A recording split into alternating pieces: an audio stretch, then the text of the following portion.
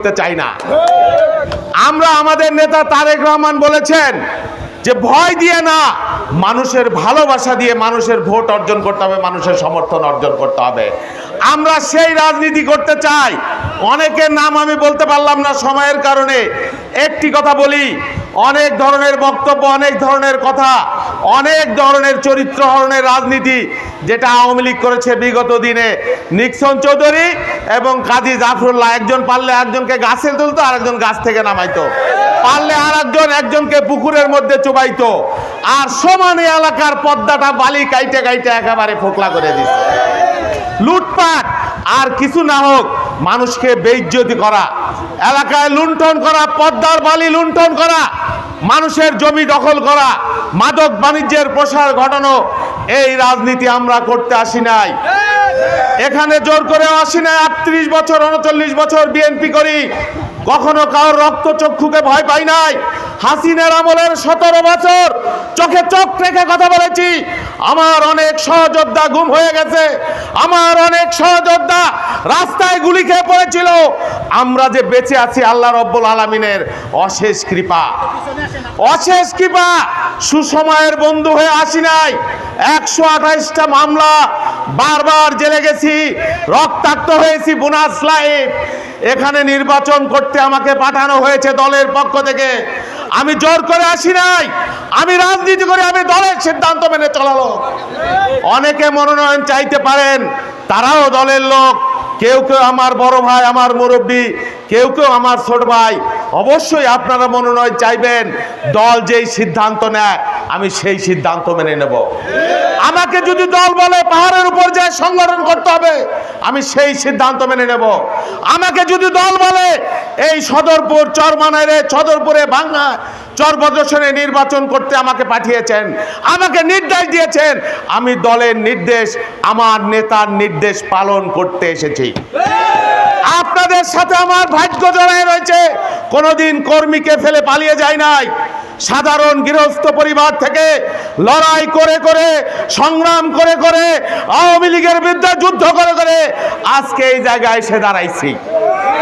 আজকে যদি শেখ হাসিনা ক্ষমতায় থাকতো, আমাদেরকে জেলখানায় থাকতে হইতো। সেই জন্য বলি যে আমি রাজনীতি করা মানুষ। দয়া করে আমার নামে কেউ গীবত করেন না। দয়া করে আওয়ামী লীগের মতোই প্রতিহিংসার রাজনীতি আমরা করতে চাই না। যে যা রাজনীতি করেন, যে যা, আপনাদের প্রত্যেকের প্রতি আমার রেসপেক্ট আছে। দল যদি আপনাদেরকে মনোনয়ন দেয়, আমি আপনাদের গোলাম হয়ে আপনার জন্য কাজ করে যাব। আর যদি দলের কথা বলেন, আর যদি দল করেন, দয়া করে দলের সিদ্ধান্ত মানেন।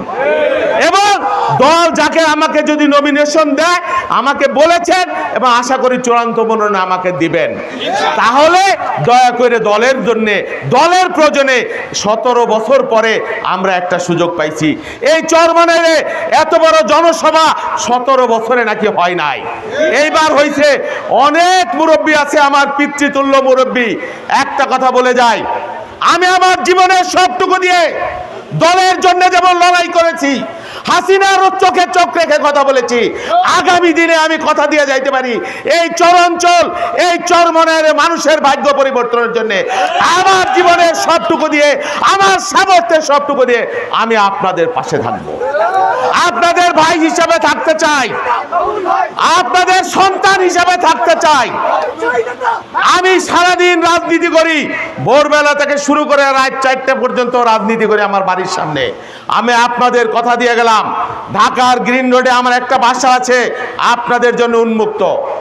আমি অচিরেই সদরপুরে একটা ঠিকানা তৈরি করব। এখানে অনেকেই দাবি করেছেন এই আরিয়াল খান নদী ব্রিজের কথা। আমি আজকে দ্যাট ইন কন্টে এখানে বলে গেলাম, আপনারা যদি আমাকে ভোট নাও দেন, আমার সাথে যদি নাও থাকেন, ইনশাল্লাহ আমার দল তো ক্ষমতায় যাবে। আমি এই আরিয়াল খান ব্রিজ সর্বপ্রথম আমার অঙ্গীকার, আমার কমিটমেন্ট। এই আরিয়াল খান নদীতে আমি যদি বেঁচে থাকি,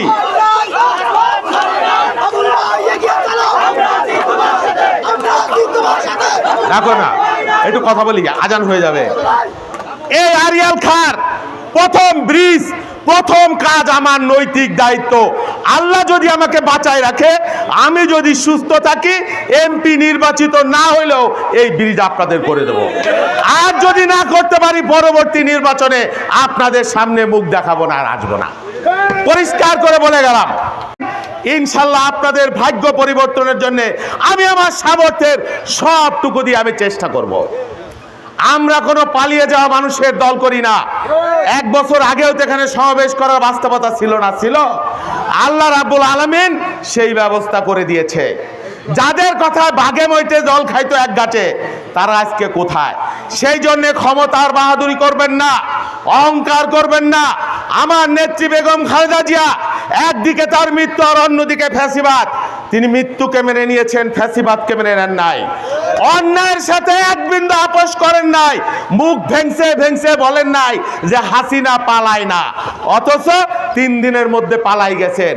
এই নেত্রীর দল করি না। হাজার হাজার কর্মীকে নিরাপত্তাহীন রেখে যারা পালিয়ে যায়, নিজেকে আর বোনকে নিয়ে কর্মীদের রেখে, সেই রাজনীতি করি না। আমি খালেদা জিয়ার দল করি, তারেক রহমানের দল করি। এটা আমার অহংকার, এটা আমার গর্ব। মৃত্যুর আগেও বলবো, মৃত্যু এখনো বলবো, সব সময় বলবো।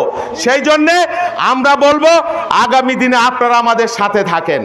ইনশাল্লাহ কেউ আমাদের কাছে অসম্মানিত হবেন না। মানুষকে অসম্মান করা কাজ না। আমরা ইনসাফের শাসন কায়েম করব, সৎ মানুষের শাসন কায়েম করব। যারা আমার সাথে এসেছেন আর যারা এখনো আমার দলের আসেন নাই, তাদেরকে অনুরোধ করি, দয়া করে বিভ্রান্তি না ছেড়ে আসেন, একসাথে কাজ করি। যদি আপনাকে নমিনেশন দেয়, আমি আপনার নির্বাচন করে দেবো, আমি কথা দিচ্ছি। আর যদি দল আমাকে নমিনেশন দেয়, আমাকে বলেছেন, ইনশাল্লাহ দয়া করে দলটাকে ঐক্যবদ্ধ রাখেন, একসাথে আমরা কাজ করব আগামী দিনে। এই যে সেলিম খন্দকার সাহেব রয়েছেন, আমার ভারপ্রাপ্ত চেয়ারম্যান, তাকে ডেকে নিয়ে বলেছেন, আরো যদি কেউ বিশ্বাস না করেন, দয়া করে দলের সাথে কথা কয়েন। ফটকাবাজি করতে আসি নাই, ভণ্ডামি করতে আসি নাই, রাজনীতি করতে আসছি। মানুষের ভাগ্য নিয়ে ছিনিমিনি খেলতে আসি নাই। ইনশাল্লাহ আগামী নির্বাচনের মধ্য দিয়ে আপনারা একসাথে আপনাদেরকে নিয়ে এই সদরপুরের মানুষের ভাগ্য পরিবর্তনের জন্য আমি সবার আগে থাকব। আমরা কারো রক্তচক্ষুকে ভয় পাই না, কারো রক্তচক্ষুর পরোয়া করি না, কারো হুমকি ধমকির পরোয়া করি না। ইনশাল্লাহ আগামী দিনে একসাথে কাঁধে কাঁধ মিলিয়ে ধানের শীষকে বিজয় করবার জন্য আমরা একসাথে লড়াই করব। এই অঙ্গীকার করে সবাইকে আজকে ধন্যবাদ জানিয়ে আপনারা সকলে এই সমাবেশকে সফল করেছেন।